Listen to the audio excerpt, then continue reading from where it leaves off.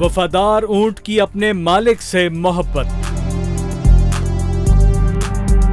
چین کے خود مختار علاقے انر منگولیا میں 8 ماہ پہلے بیچ دیے جانے والے اونٹ کو اپنے گھر کی اتنی یاد ستائی کہ رسی توڑائی اور خود ہی اپنے مالک کی تلاش میں نکل پڑا۔ 7 روز گوبی صحرا میں 100 کلومیٹر تک چلتا رہا، اپنا گھر ڈھونڈتا رہا۔